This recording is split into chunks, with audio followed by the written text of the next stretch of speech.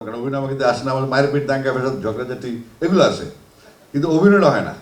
তো তানজিক অনেক হেল্প করেছিল, এবং এই যে একটু আগে দেখলে সদরঘাটের পান, এটা আমি আসলে এখানে শুটিং করার কথা না, বাট তানজিকার প্রতি একটা স্নেহ, একটা ভালোবাসা আছে, ওকে আমি অনেক স্নেহ করি এবং ভালো লাগে ওর পার্সোনালিটি সব কিছু মিলে, যে কারণে এলানের চাইতে বেশি আমি প্রিভিলেজ দিয়েছিলাম তানজিকাকে এই জন্য কাজটা করা। Thank you.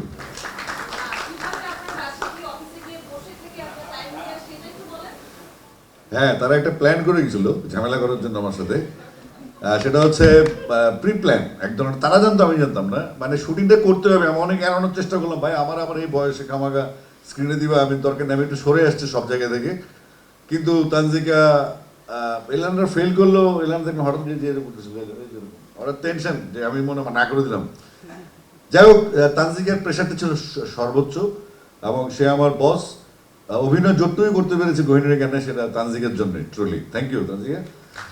আচ্ছা, আমি শুরু থেকে শুরু করি। প্রেসকে ধন্যবাদ জানাতে হবে এই কারণে, আমি মনে বাংলাদেশে একমাত্র আর্টিস্ট বা যেরকম বকা হয়ে গেল জার্নালিস্ট আমাকে ছাড়ে না, এটা একটা সাংঘাতিক ব্যাপার। আমি কিন্তু বকতে দেখি একটু, এই যে কি তোমার কালবেলার নাকি একজনকে বকতেছিলাম স্পোর্টসের, তাই আমি বললাম তুমি আসলে সিনেমার এনে এসে স্পোর্টস শুরু করলে কেন?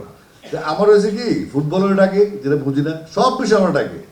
তো একজন উপস্থাপক আছেন আখতারুজ্জামান, লিখেন ভালো, বাংলাদেশের বিখ্যাত সাহিত্যিক, কথা সাহিত্যিক। উনি আমার বলছে বাংলাদেশে মনে হয় আপনার মতো আর্টিস্ট এত টিভিতে কেউ যায় না, এত কথা কেউ বলে নেই। আমি বলছি আমার কারণে ডাকে, আমিও যাই না, করতে পারি না। সুতরাং প্রেসের সাথে আমার সম্পর্কটা আসলে আমার ক্যারিয়ারের শুরু থেকেই এখন পর্যন্ত জাজল্যমান, যেটা থাকবে। আমি বকি বা যাই করি না কেন, একটা পর্যায়ে আমি ঠান্ডা হয়ে যাই, এবং তাদের সাথে ভালো সম্পর্কই থাকে আমরা সবসময়। ইয়ামিন এলান আজ থেকে 14 বছর আগে, মনে আছে 2012 সালে, আমাদের একজন গায়িকা ছিলেন শেখ নীলিমা শশী। ওর একটা মিউজিক ভিডিও দিলাম কিশোর দাসের সাথে। তখন আমি এলান শশীকে বললাম এই গানটার ভিডিও করলো কে? তখন বলে ইয়ামিন এলান। তো ওর নামটা আমার পছন্দ হয়ে গেছে। পছন্দ হওয়ার পরে আমি ওর পুরো টিম নিয়ে আমার অফিসে চলে আসি, তোমার পুরো টিম নিয়ে আসো, আমার 6 তলা খালি আছে, ওখানে তুমি কাজ শুরু করে দাও। ওখানে প্রায় 10 বছর বোধ হয় এলানের অফিস ছিল, এবং তারপর হঠাৎ করে লুসা মির্জার ওখানে চলে গেল 2 বছরের জন্য, আবার আমি নিয়ে এসছি, এখন আবার আমরা একসাথে কাজ করতেছি।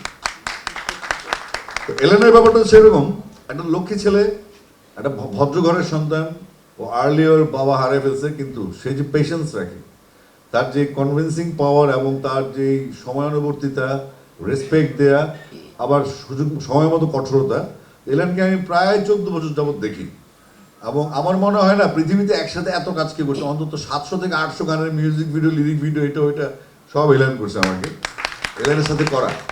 তো ইয়ামিন যখন আমাকে বললো যে এই 6টা গান সে সিলেক্ট করে ফেলছে অলরেডি, সে কিন্তু আগে ডিসিশন নিয়ে নেয়, পরে আমাকে জানায়।